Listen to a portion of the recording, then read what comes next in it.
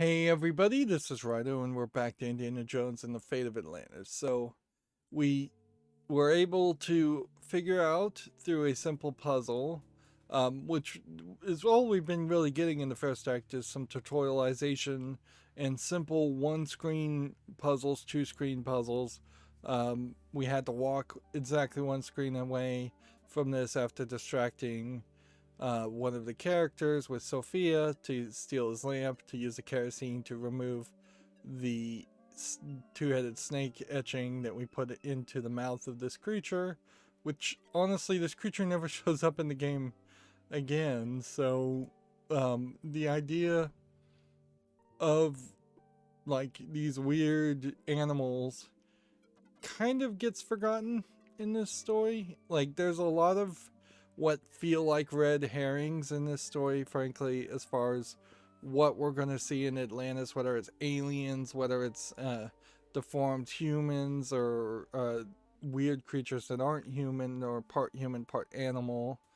We just saw in this tomb a humanoid looking Atlantean king, and on top of him was a world stone. We haven't heard word one as to what a world stone is, so they kind of just shocked you on that point.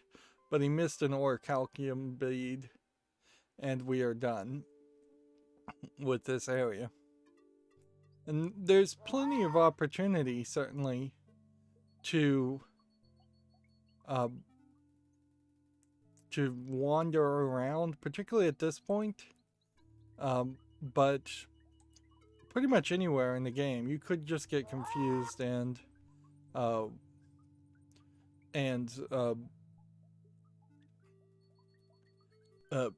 wander around not knowing what to do next. Orichalcum.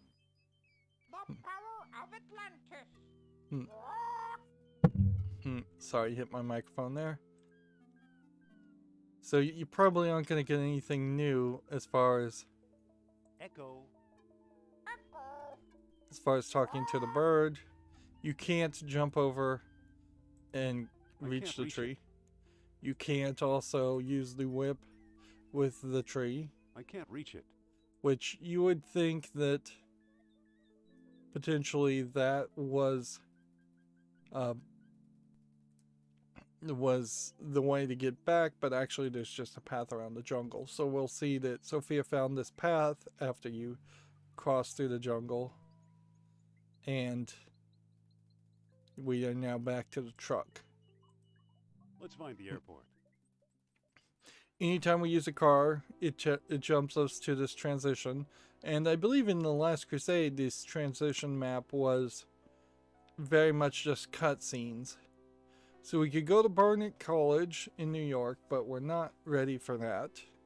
We could go to the Azores, and we're not ready for that. Or we go back to Iceland. If we were to go to Barnett College at this time, I don't believe you really will be able to do too much. You have what is a weird decision here, in which... What are we doing here? Let's see. So it's even going to tell you. What a campus. And you could have been teaching here. Sure, teaching people with minds like razors, sharp and narrow. So it immediately jumps you into a conversation. You go, I'll wait. And she's just gonna wait here. So you can walk to your office, and that's it. Or you can walk to the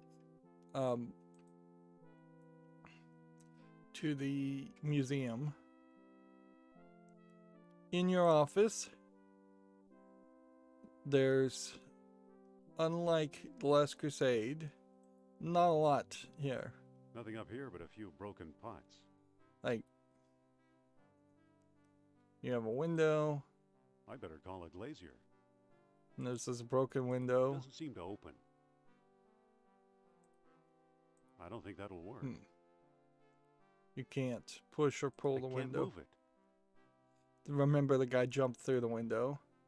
See, and then you have like this interesting display statue that doesn't really do anything. Phew. Guess I should have cleaned it out.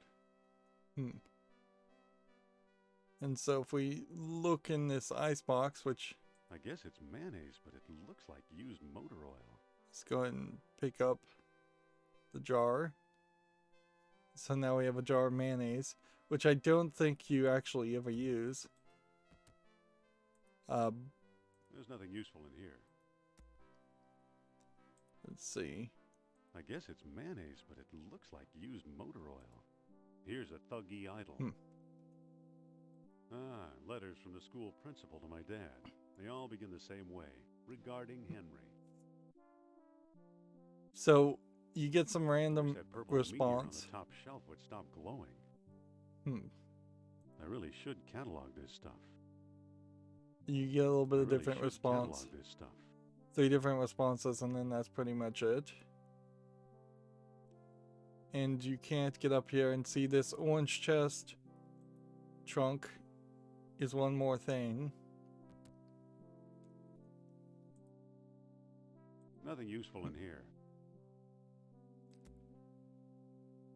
But yeah, there's nothing in the office. If you were going to walk in here and just be confused about what to do. And this really is a prime point where you do have that opportunity to be confused about where to go and what to do, because what the game wants you to do is to be a little confused at this point and wander around. At a certain point, that's okay. That is what point-and-click adventure games are. Or at least that's okay for the time. Arguably, in 2021, maybe not so much of an important thing to have in games. And notice how you walk over here and you've got a repairs going on that are going to block your way, and you can only go downstairs, not upstairs. That's important that it blocks you. However, even in this game, where they have established that puzzles are going to be small, it's going to be 3 scenes at most. The idea of having 3 scenes at most in 4 different locations means you could have a maximum of 12 different places you should be. Particularly confusing the issue even more is that at any of those scenes you might need to talk to Sophia, so it has to be fairly obvious. Now if we look at this bulletin board, we'll get a bunch of random things. 39 steps. Like, I don't recognize a movie by that name, or a parody of a movie by that name. It says, for sale, 1937 Ford Coupe, like new, $300. Yeah, super cheap. Because remember, this is many decades in the It past. says, movie tonight, the 39 steps. It's not just 2 things, but it's It says, randomized. Edward Teller, phone home. That's E.T. phone home. It says, movie tonight, the 39 steps. 39 steps. It says, for sale, Woodstock typewriter with floating carriage, $50. It says, Yeah. we'll trade K&E slide rule for FADA radio. See, and a lot of these It are just says, not even funny. Wanted, ride share to World's Fair. Like, they don't even really make sense It says, nowadays. we'll trade K&E slide rule for FADA radio. A slide ruler is a old predecessor to a calculator. It says, Edward Teller, phone home. And you would think that this would be the place to have It says, the jokes, because this for is sale, Woodstock the typewriter same with floating carriage, $50. same bulletin board gag as Last It Crusades, says, and they didn't Edward really Teller, step it phone home. up. And I imagine that's because a lot of It people says, didn't really For sale, recognize night- it. It says, Hmm. wanted. It says, Seems like really we'll there's trade. only It like says, 4 for sale. options. It says, we'll trade K&E Yeah. slide rule for FADA radio.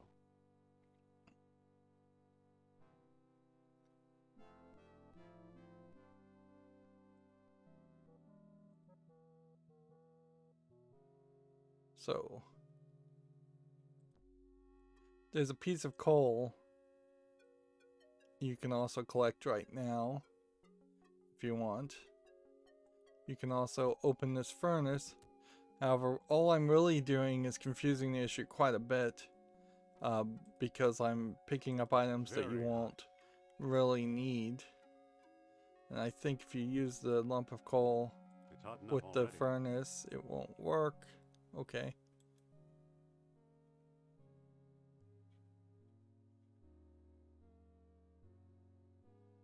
You can't take this shovel though, and you'd think that would be a fairly easy thing to pick up.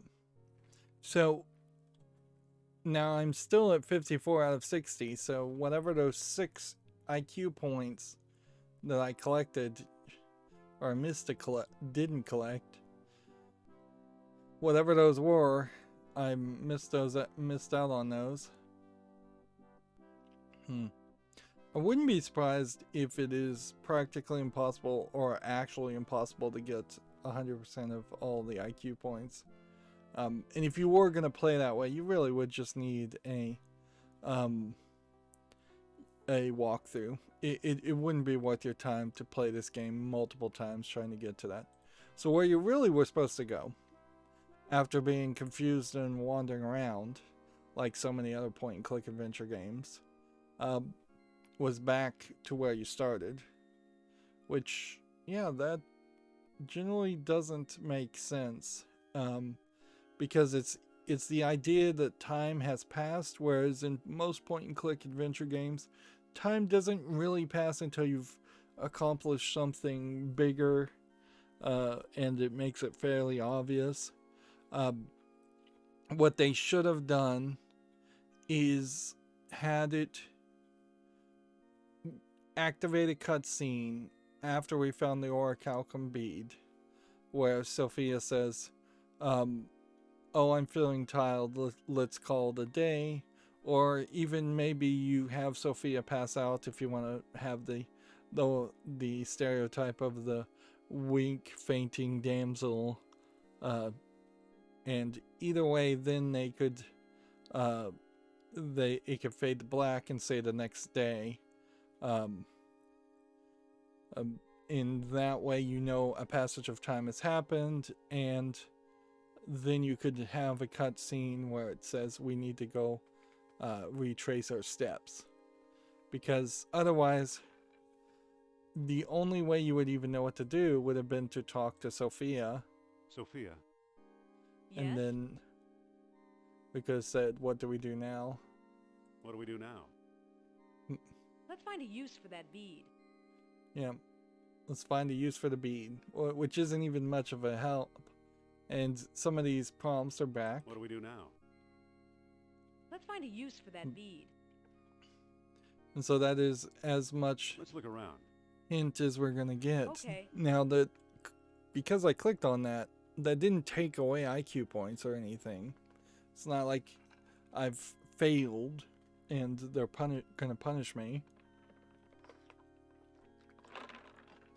Arguably, I think most point-and-click adventure games should, and particularly at the beginning of a game, start off with things being in very limited, small areas.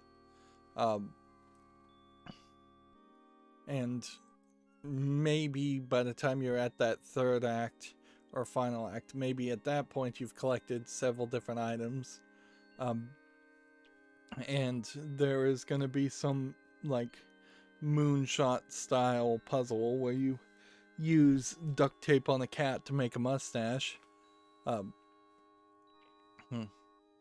So we can see Heimdall has frozen to death, which seems kind of crazy that somebody would freeze to death. It would almost have to be that he lost his mind or somebody threw some kind of water on him and he just sat there in the water to freeze to death. Otherwise, you would think he would run back to his dig site and change clothes or sit by a fire or something. Too bad. He's frozen solid. A little too dedicated to his work, I guess. And that's an interesting concept. It is consistent with all the Indiana Jones movies is that there always is some obsessive person that takes things way too far, which is funny because you would argue that Indiana Jones often takes things too far too and just never really suffers the consequences. You have, for instance, in Ark of the Covenant, the people that open the Covenant, they're obsessed with it. You have the Nazi girl in The Last Crusade taking it too far. I assume, have the thuggy leader taking his cult too far. And then you also see Indiana Jones almost take it too far by trying to save the cup of the Christ and pursuing all of these artifacts in each of the movies. Honestly, like there definitely was a point where Indiana Jones probably could have just left in the entire movie and reported back to the U.S. government, and then the U.S. government could have sent in a nuclear well, they wouldn't have had nuclear bombs, but they could have sent in missile airstrikes or military force. In the Ark of the Covenant, there is definitely a point where he could have just shot a bazooka at the Ark of the Covenant, which in hindsight probably wouldn't have even destroyed the Ark of the Covenant, since it's such a magical, powerful thing. So he could have just blown up everybody around the Ark of the Covenant, and then it would have safely sat in the rubble. There is definitely a point in The Last Crusade where he has saved his father, and there was lesser reason to continue the journey after he saved his father, even though his father was obsessed with getting it. There was kind of not so much a point where Indiana Jones could have avoided the adventure in Temple of Doom, unless you go to the very first scene and realize that the only reason he's even on the adventure of Temple of the Doom is because he's pursuing another artifact, a big old diamond or something, and has gotten in with some bad guys because of that. Had that not occurred, he wouldn't have gotten on the plane that would have had more bad guys then jump out of the plane, leaving him to crash, and then he wouldn't have crashed into the Indian Middle Eastern temple that starts, or the area of the temple that starts the whole thing. Like, in this game specifically, had he just let the Nazi person steal the first orichalcum bead at the very beginning of the game and then reported that to the CIA, FBI, whoever would be in charge, and then pursue it any further, he wouldn't be on an adventure. Now, that wouldn't be a good story, but it does highlight the kind of obsessive nature of Indiana Jones. And certainly you see in his personality how he has failed. In Kingdom of the Crystal Skull, I think could have done better at highlighting that. And we do really have to compare a lot of this to the latest Indiana Jones movies, but they do highlight how Indiana Jones has been this philandering, womanizing character who hasn't been able to maintain or create any kind of family relationships or maintain any kind of romantic relationships. He has literally one friend, which is his boss at the college, and that's it.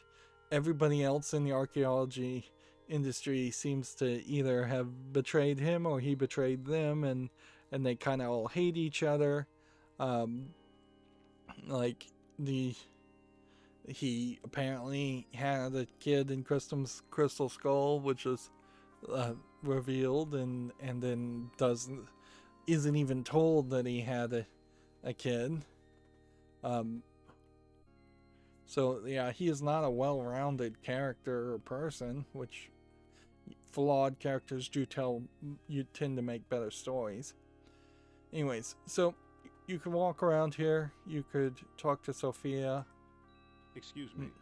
and What's on your mind? let's see if they say, Heimdall's ideas weren't that hot, I guess. What now? What about that eel figurine? so it's just another hint. There's no conversation here. And I feel like in a more modern game where they weren't limited in sound files, a space, there definitely would have been a conversation here. There definitely would have been some reaction from Sophia just to see a human frozen to death. Like, even if Indiana Jones is a cold-hearted jerk, there should have been some line of dialogue, some humanity here. And I know they're trying to keep it light and they're going with the Ron Gilbert comedy. But with Indiana Jones, you can't go as far to the comedy level as you can with Day of the Tentacle or Monkey Island. That's just not the established type of game that they're making.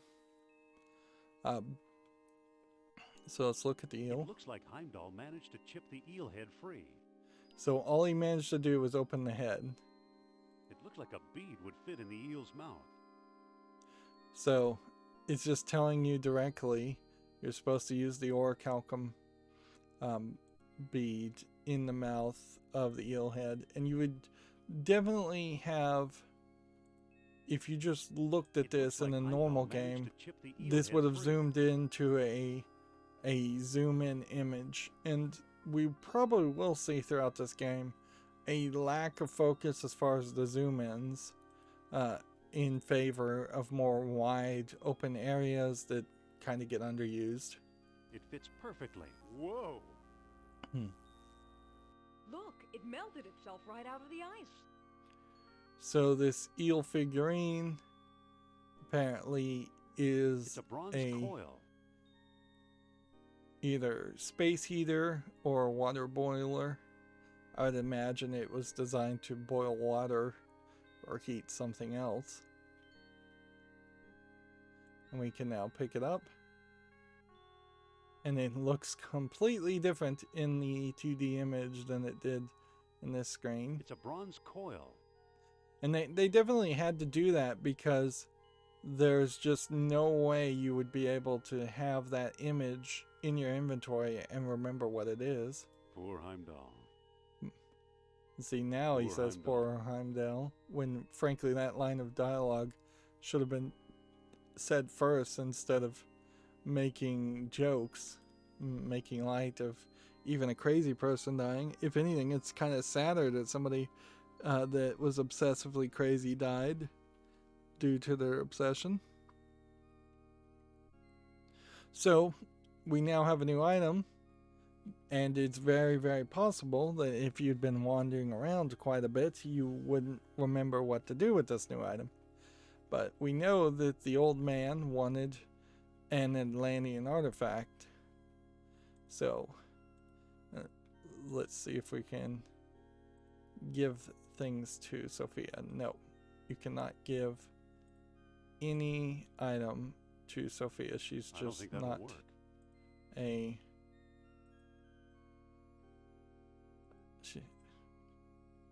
She's just not an option. And notice how you can go backwards and say give Sophia an object, but it doesn't work that way either.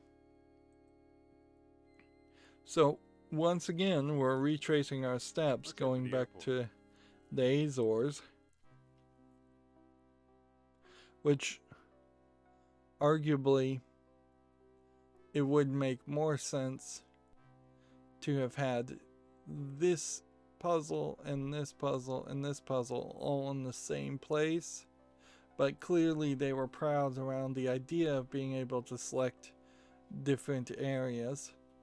The fact that you even can do this in a point and click adventure is kind of interesting, because this really isn't point and clicking adventuring as much as it is pointing and clicking on a map to trigger a cutscene. and a location change.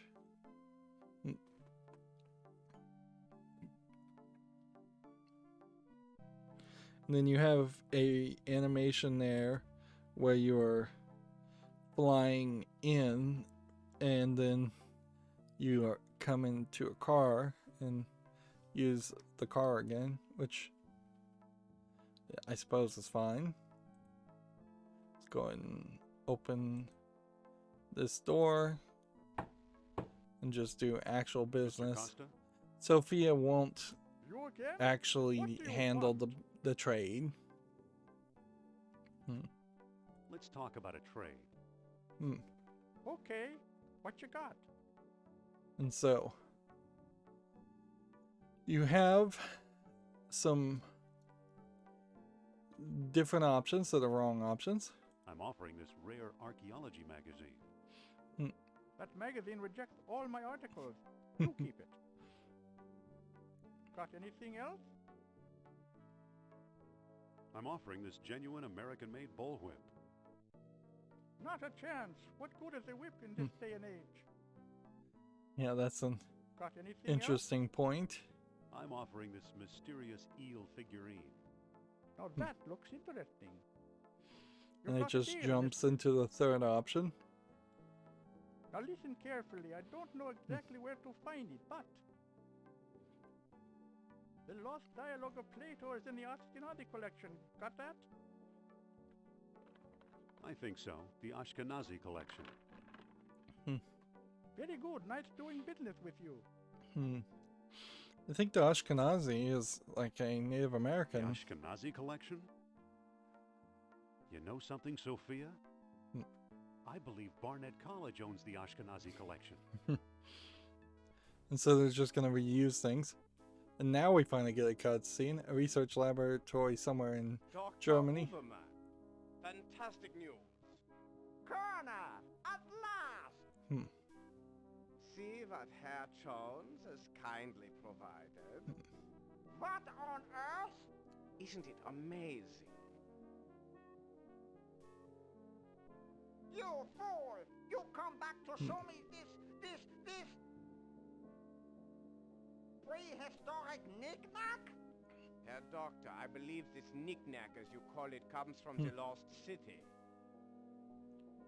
So we're just listening to the cutscene. I see no evidence here of some magical metal Plato called orichalcum.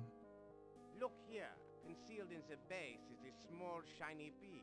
What's funny here is it looks like the statue now is gold, where it was just kind of brown. Plato described.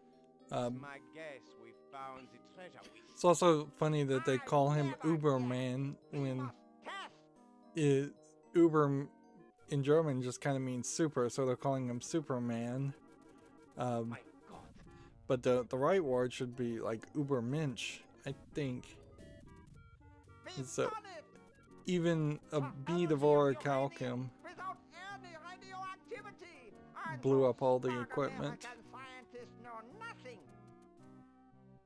That gives me an idea. Suppose I place the bead inside the statue's open mouth. When you do that, the little statue starts moving around like a robot and right through the wall. Saw that? Think of trucks powered by these beads. Think of tanks. So you would have to just kind of assume that the Atlantean technology is You just should at a imagine microscopic this, level. Big like the American. Think of bombs. What's funny is Uberman kind of never shows up again. Like, he is there just to be an exposition dump. To explain, once again, what the danger of a energy source alone would be. So why are you dragging me in here? And, so, inherently, energy is and has been the battlefield for a very long time in the world. Like, when it was fighting over deposits of oil, or fighting over harnessing the power of the atom, or fighting over just more efficient sources of even like whaling lanes in ancient times, like whale oil to light lanterns. Energy is a big factor, certainly in weapons. We are now potentially fighting wars, or fighting to try and maintain established lanes of energy or improve established lanes of energy, whereas other countries are potentially trying to catch up using less clean energy. So yeah, you did need that cutscene. I don't know if you needed the cutscene there specifically. It probably would have been smarter to have that cutscene right after the world stone had been found in the Mayan temple. That way we can indicate some time has passed, and then it would have made more sense to travel and look around, particularly if there had been a line of dialogue from Sophia that says we should retrace our steps. So we have 3 prompts here. Player's last dialogue could be here somewhere, which this is kind of a hint and a reminder. This is Caswell Hall. We store all of her junk here, potentially insulting her. Wait here while I look for the Ashkenazi collection. So the only nice response here is this. This is bossy. This is downright insulting. This is Caswell Hall. We store all our junk here. You think Plato's lost dialogue is junk? She takes it differently. Let's see. I used to. Now I'm not so sure. I believe it's real as Atlantis. I'll decide once I see it. So you can come off kind of offensive or otherwise, and this isn't probably going to give you any different IQ points. It is really just a level probably triggering which path will be suggested to you once again. Whether you want to be a person who disbelieves all of the things we've heard about Atlantis, or whether you want to be the person who is a true believer from day one, or whether you want to be in the middle. I'll decide once I see it. Some people have no faith. I'll meet you in your office. And so she runs to the office. Now, even at that, I may have set myself down a specific path, so there might be a slight reason to play up until this point again, but I won't bother to do it. Okay. Now you can see the construction of the stairs is no longer blocked. And we can then go almost all the way up to where we were originally at the beginning of the little comedic falling down sequence.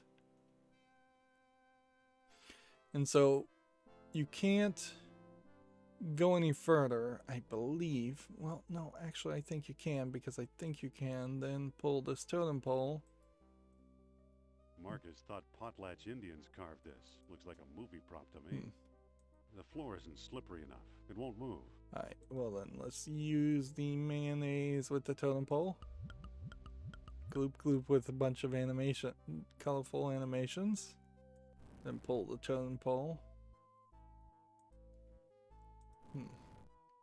Now this is randomized. Now you can use the totem pole to get up to the top. So we're back to where we started. This is completely randomized as to where the book is.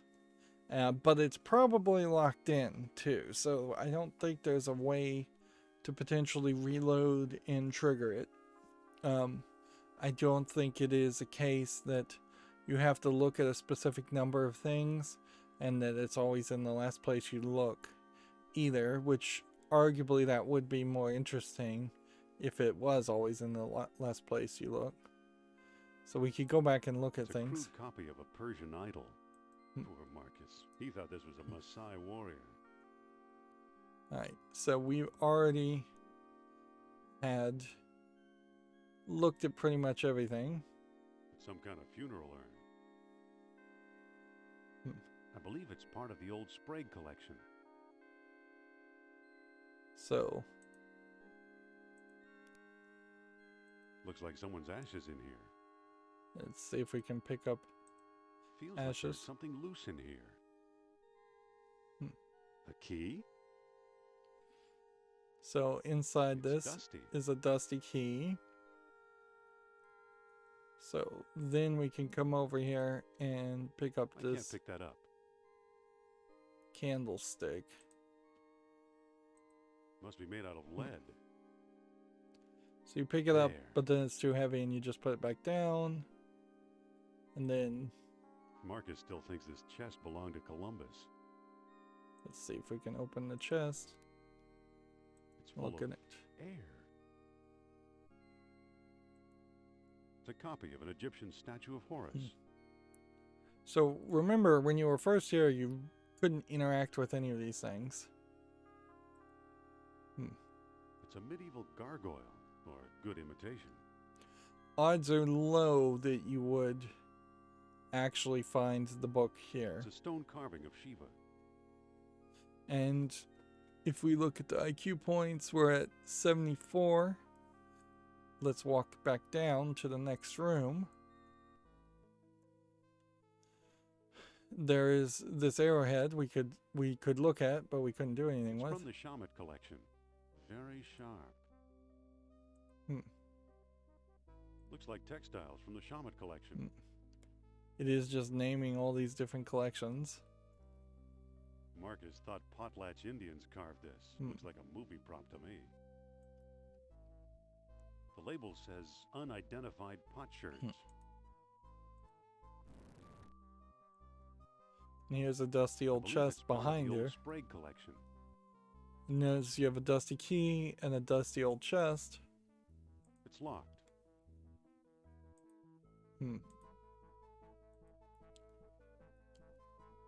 So let's see.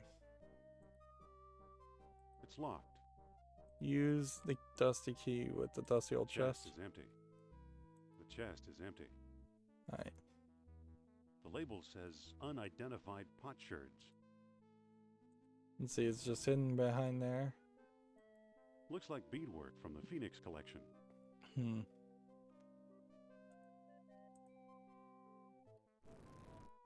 So it's not here either.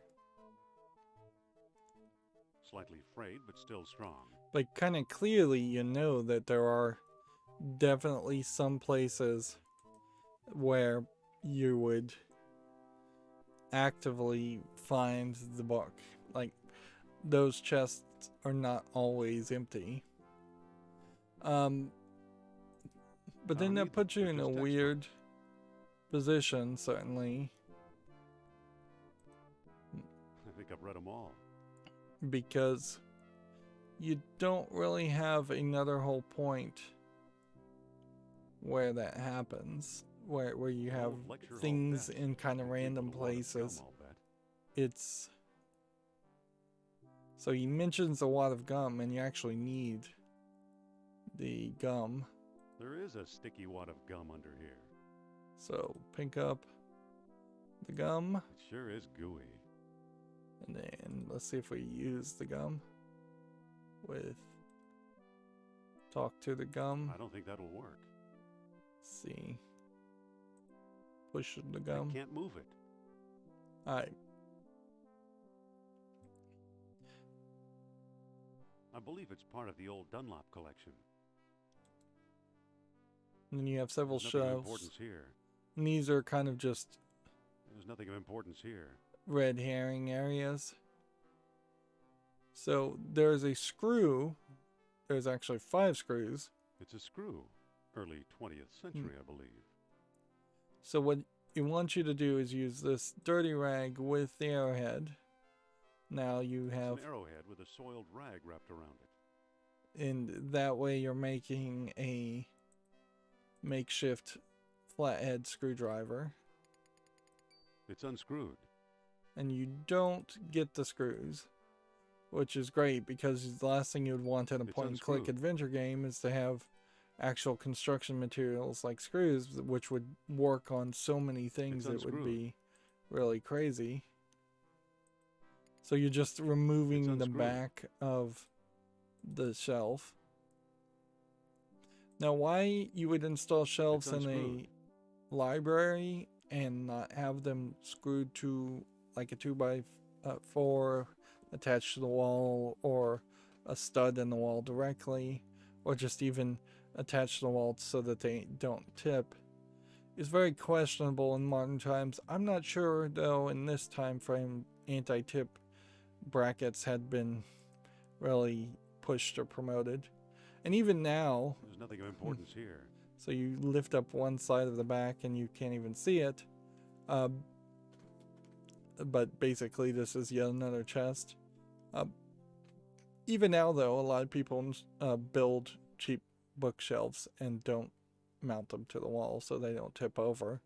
And that's incredibly dangerous and something that should not happen, because you just never know when there is going to be a child It that says, decides to try and climb a Ride share to World's Fair. bookshelf and topple it over on themselves. Plus, frankly, nowadays cheap bookshelves are so cheap that if you don't screw them to the wall, they have no, they'll fall over and break on their own accord. So yeah, I always recommend it. It isn't much really to add a single like hole to the wall per bookcase. Holes can be easily plastered over and patched, or you can just put toothpaste in the holes and most people won't even notice. Plus, if you're not willing to put a hole in the wall for a bookshelf, you're probably also not really decorating your house with any paintings or any other kind of hanging decorations. So yeah, after doing that, we are now up to 78 total. So you use the gum with the coal chute and you use it on your shoes, which is very I cartoony, think I'll stick this on my shoes for traction. which almost certainly that wouldn't What walk. do you know? The gum works.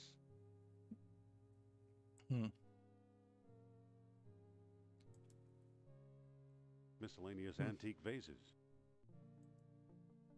Miscellaneous antique vases. Miscellaneous antique vases. And we're just getting the same response each time. Miscellaneous antique vases.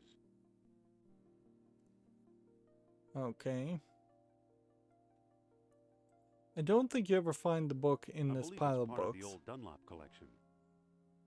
And notice that none of these are labeled as Ashkenazi collection. I believe it's part of the old Ashkenazi collection. Alright, so it's one of these figurines, which means this piece of coal, which you're supposed to throw at this book that's hovering, which you couldn't get from the other side. Oops, the lump of coal broke into a billion useless pieces. In that instance, I don't think that'll work. won't work. I don't think that'll work. But there are scenarios, certainly, where Book ready to fall. throwing the piece of coal would have actually made the book drop, but since that's not the book anyways, Another cat idol. It looks odd. I believe it's part of the old Ashkenazi collection. that one's labeled as being I odd. believe it's part of the old Ashkenazi collection. I believe it's part of the old Ashkenazi collection. So let's pick It's up much the too cat heavy to figure. carry. Can't pick that one up. It's much too heavy to carry. Can't pick that one up. It's made out of wax. So then you have this A cat wax. idol, but unlike cat. the others, it's made of wax. I don't think that'll work. So yeah, the only other thing you can do here would have been to knock the book down or find the book somewhere else. And see, now we're up to 86. And you can only leave this room by going down this way, which it is trying to be blatantly obvious that this furnace with a wax cat is what you're supposed to do next. So you use the wax cat in the furnace. The wax is melting. There's a manuscript inside. The Lost Dialogue of Plato. And so this book, in part, is going to be your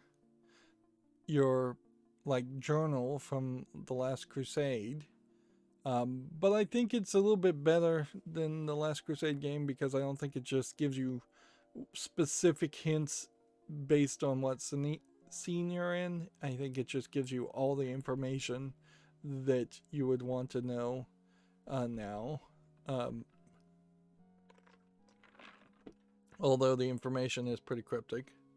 So here we have the Hermocrates. Now at last I have Plato's Last Dialogue translated entirely. The Greek original is lost, so I've used the Arabic text I found in an Italian monastery years ago and always thought it was a hoax. Now I wonder, could this remarkable book hold the secret to long lost Atlantis? Probably not. No one will publish it, that's certain. The fear of ridicule is too great. To be safe, I've sent a copy to Ashkenazi. Charles Sternhardt, London, 1922. And Charles Sternhardt is the person that stole the World Stone, which we haven't heard anything more about that, and then ran off. I don't know why he specifically would have run off, but whatever. And then here we have, again, this would be experimental technology for the Scum engine, certainly, to have a book that you can click on paper clips to get to next points. Hermocrates, in shame I hereby do recant the time and place whereof Critias spoke, in rendering Egyptian into Greek he made a tenfold error. Instead of lying 3,000 miles hence, Atlantis may well have been 30,000 miles away. The 3,000 to 30,000 tenfold error translation issue comes into play because, like, if it's 3,000 miles away from, like, where it was mentioned, it would have been somewhere near Italy. But if it's 30,000 miles away, well, then it's somewhere in the middle of the ocean, which definitely is a convenient thought, certainly, because then that gives you the entire ocean to use as a disprover as far as anyone just like denying the existence of Atlantis in the first place. As you could always say, well, it's somewhere in the middle of the ocean and it must have drifted, and until somebody can scan the entirety of the entire ocean bed several hundred feet below the ocean bed, you can never give that evidence to prove that Atlantis isn't real. Of course, that's a logical fallacy, and the burden of proof is on the person making a claim. So whoever would claim that Atlantis is real would have to show proof, not the opposite way. Of course, lots of people use that logical fallacy and say, well, prove them wrong. And it's like, no, you don't have to prove somebody's wrong. They have to prove that they're right. Or perhaps it was less than 300 miles from our own shores. Likewise, it may be that the Lost Kingdom has held sway as many as 100,000 years ago, or as few as 1,000. So they're leaving tenfold errors as a concept, also to be able to put a wide variety of times. Socrates, if a kingdom arose on earth beyond anywhere man might travel, then we would never hear of it. We ought to accept the lesser figure.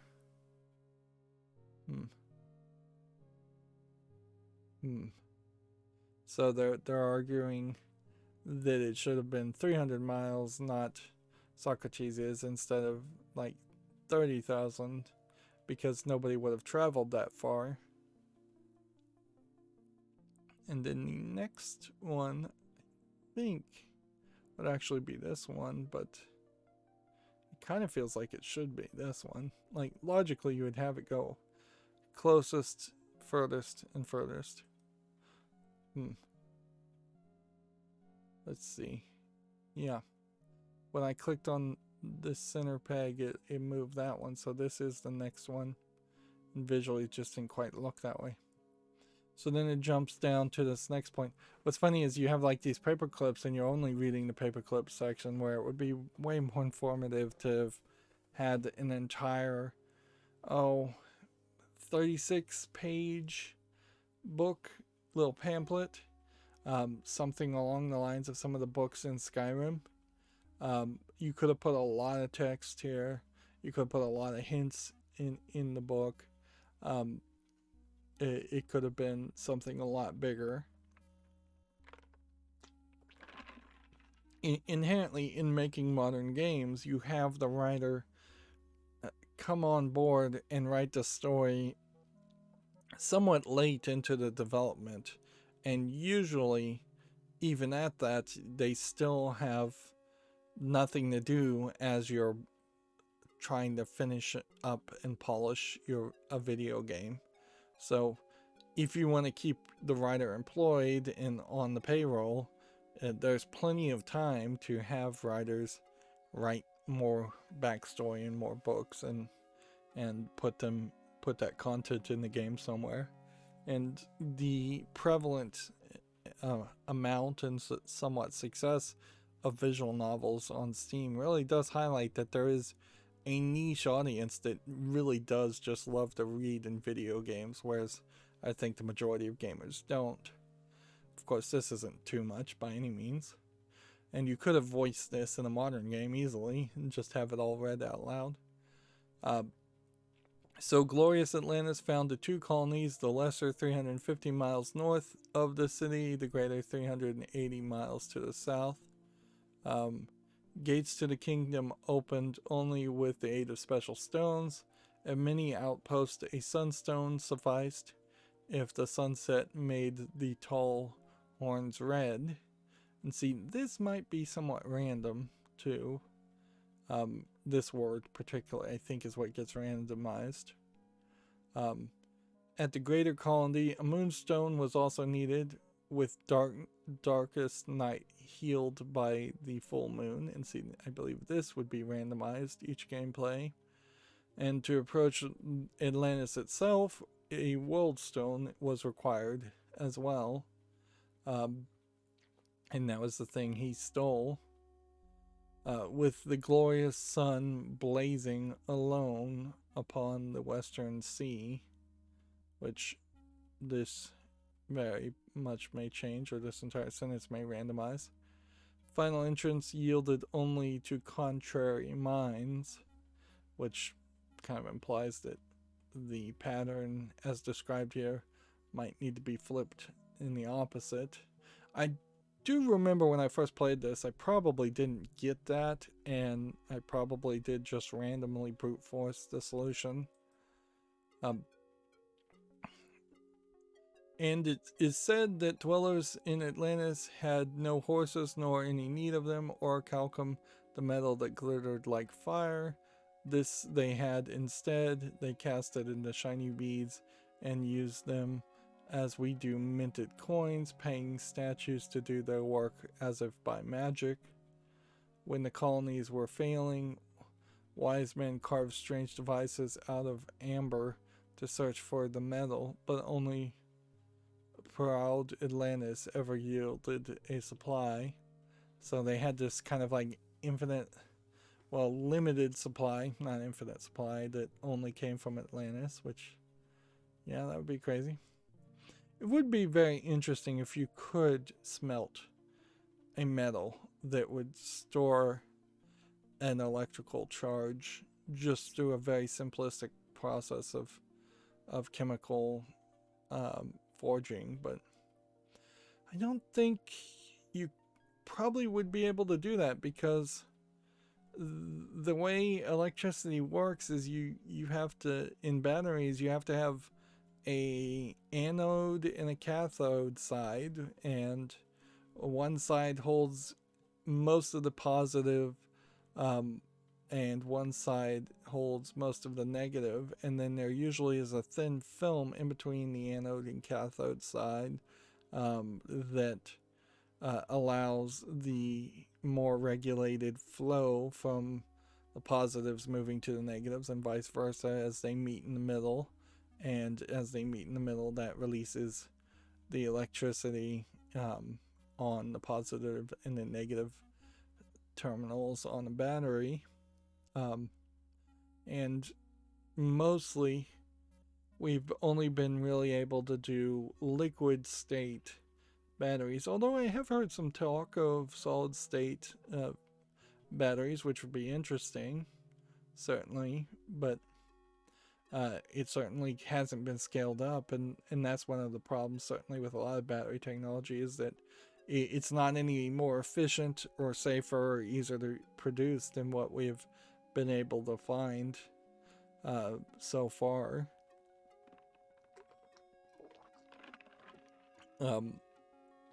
Theoretically, you could have like a hydrogen fuel cell, certainly, which is also a chemical process, and that would be nice, but it's not efficient. Or like we are trying our best to squeeze as much energy in as smallest shape as possible without it actually just breaking down and exploding when it shorts, which definitely happens with some batteries too.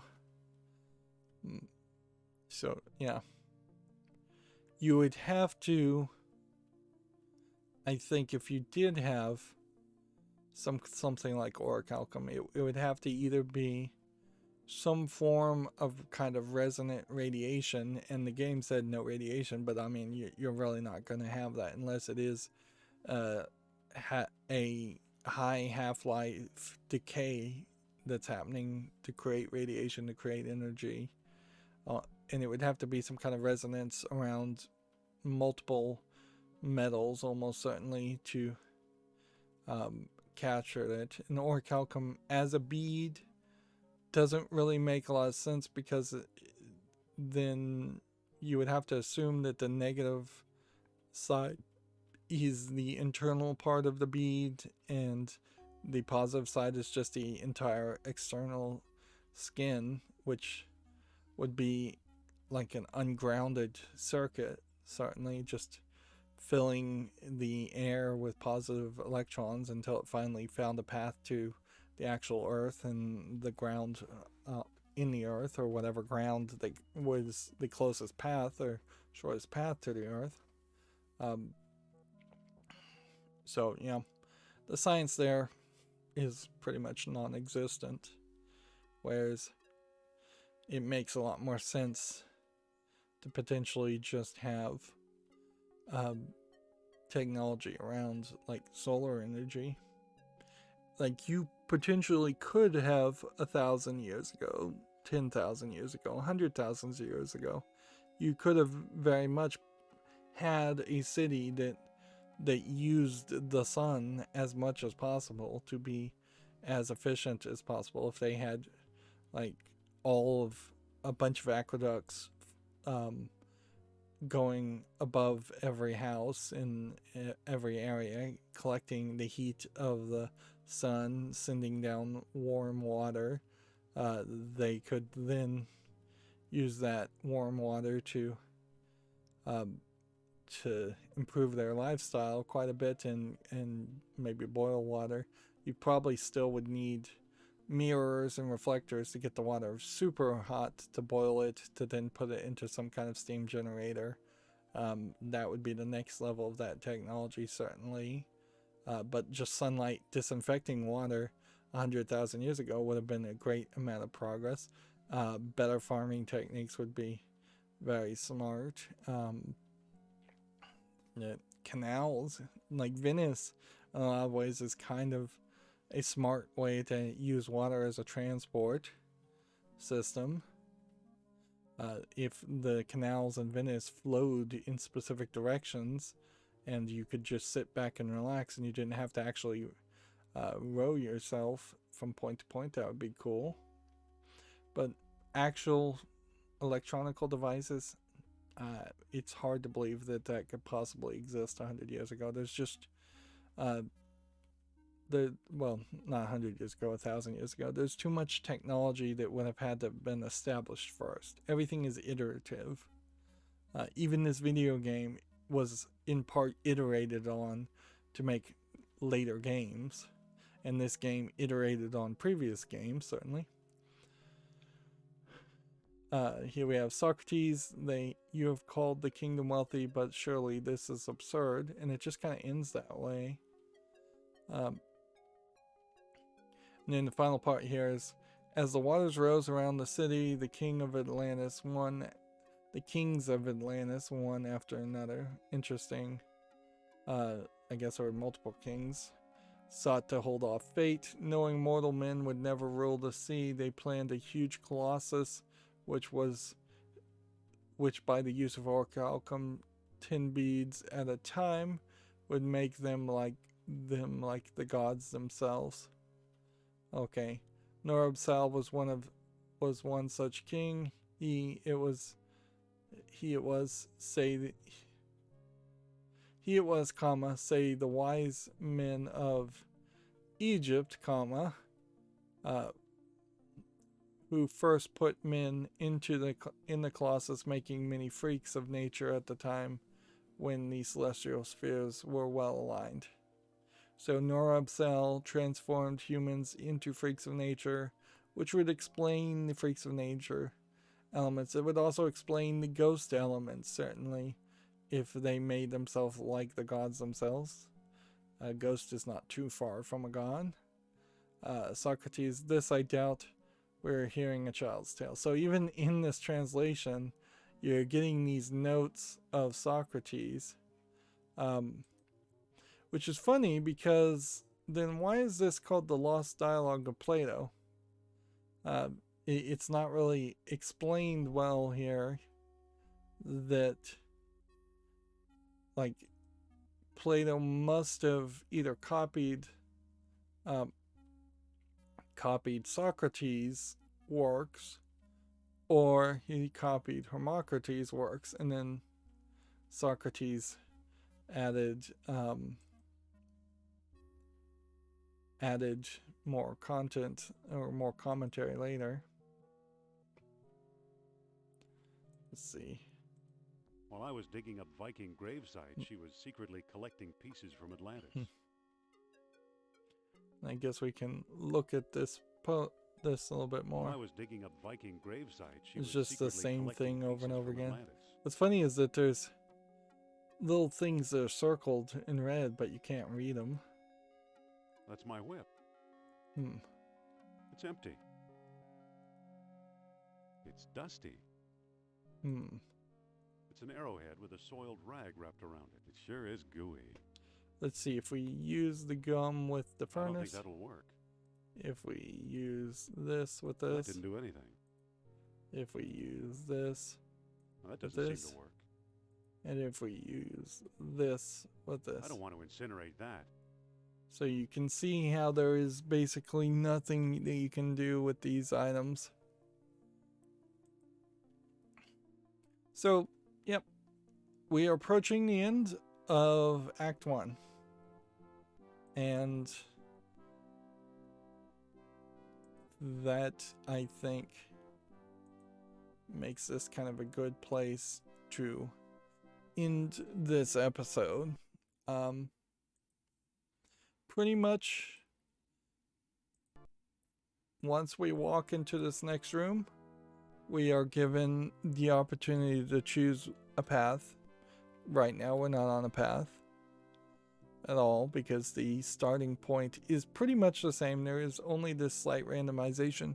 Not enough randomization, certainly, for the 3 hours we've been playing to justify going back and playing this another 6 hours. Like, if anything, I would say had this been the first episode in an episodic game in modern time, it might have been more acceptable.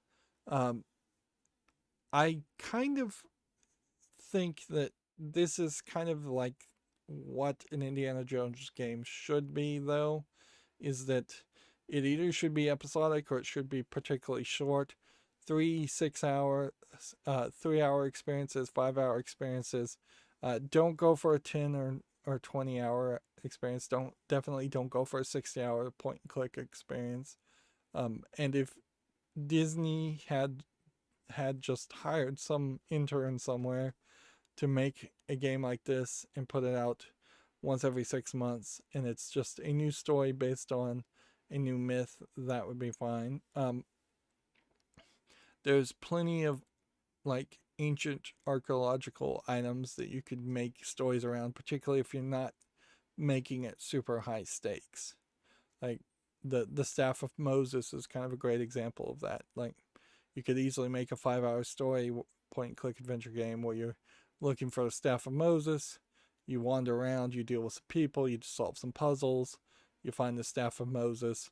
The Staff of Moses can turn into snakes and part the Dead Sea. You get the big scene where you part the Dead Sea, and that is that. That would be an easy story to tell. Anyways, I don't want to go any longer since we've already gone an hour. So this is going to be it for this recording. As always, I ask you to like, share, subscribe, comment, and watch every second of my videos. If you want a friend to follow me on any social media sites, there's a whole bunch of links down below. Thank you for watching. Have a good evening.